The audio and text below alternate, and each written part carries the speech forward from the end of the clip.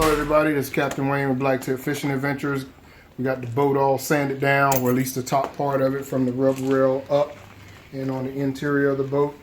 Got a couple things we need to do with the floor. Go take a look at the floor. Oh yeah. In the boat, take your time. Go slower, slower. That's too fast.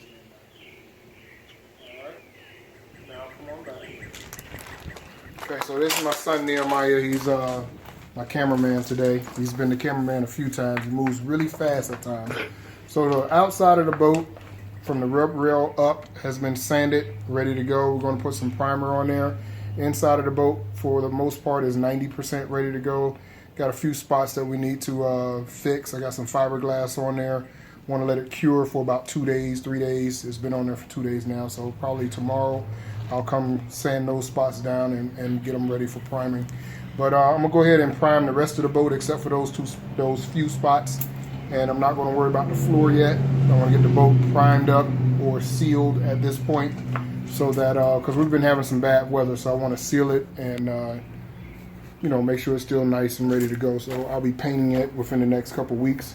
After I do the inside and outside priming and fixing all the patching and everything, I think, based on the shape of the boat and the contours of the lines, I think I'm gonna drop the tape and tape off the midsection from the waterline down and do the rest of the boat from the waterline up to the rub rail. So not sure yet, but that's something I'm thinking about doing. But anyway, we're getting ready to put some surface sealer on the surface surf sealer, primer sealer, whatever you want to call it, House of Colors. I'm gonna put this on the boat right quick. One of the best products on the market. The mixing ratio, if you want to do it as a sealer, is 4 parts primer, 1 part hardener, and 1 part reducer, or 4 parts primer, 1 part hardener, 2 parts reducer. I do 411, and I think that's a high solid sealer, and 412 is like a just straight sealer, so I'm not worried about which one I'm gonna do. I'm just do 411 for sake of argument. So I got my little paint cup ready. Got my mixing cup, so I'm gonna go ahead and open this sealer up.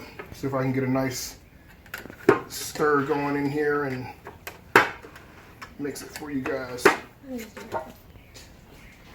Oh, interesting. This sealer is really liquidy. Didn't expect that, but that's quite all right. Makes life a little better because it's liquidy. I don't know if you guys remember primer from back in the days, the gray primer we used to shoot, the generic stuff. That was pretty good, but I don't want that to pop in my eye, so open that hardener that way. Hurt my finger. So this is the hardener, KDA 3000, and the sealer is, let's see if we can turn this around without making a mess. It's a KD series. It's KD 3001, that's the black sealer. So once again, 4 parts, 411. So get my measurements here. I can't see, it's starting to get dark out, so I want to try to hurry up and get this done. 411 right here. So, get my marker so I know where I'm going.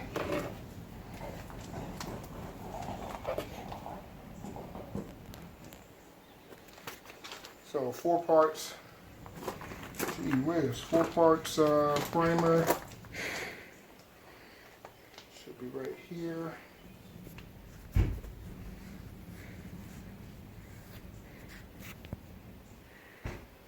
One part hardener, 1 part reducer. I believe that's the direction that we're going. 411. 32-ounce mixing cup. So, like those cups. So this cup is from autobodynow.com. Thank you guys for your mixing cups. Appreciate it. So we'll go ahead and mix this in. Try not to make a mess. But you know we are going to make a mess. It's just inevitable. Alright, so we don't have a funnel. So the only way to really pour this is the old school way, picking it up and pouring it. There's no handle on there like a regular paint can. So actually I do have a funnel.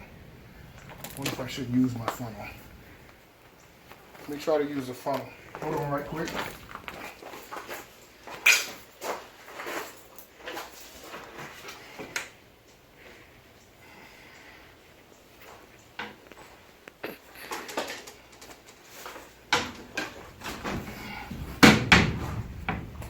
So I have a funnel and I have a pour spout. The only thing about this pour spout, it's already got paint on it. So I don't want to contaminate my primer. I could probably peel this stuff off. Probably be a better thing to do. So Nehemiah, you want to go ahead and pause that? Let me clean this off and come right back. We'll be right back. Back up. Too close. All right, everybody. So took a little break. Put my little pour spout on here. You pick these up from Lowe's. What I figured was it made more sense for me to try to clean this off as much as possible. Put this pour spout on here, or spout, whatever you want to call it, to prevent myself from making a very, very messy mistake or problem. So we're going to go ahead and start pouring. We got our markers on our mixing bucket, and we're going to go ahead and start pouring this in. Didn't say anything about stirring it. I didn't stir it, so I think I should stir it. Take this back off. You live and learn.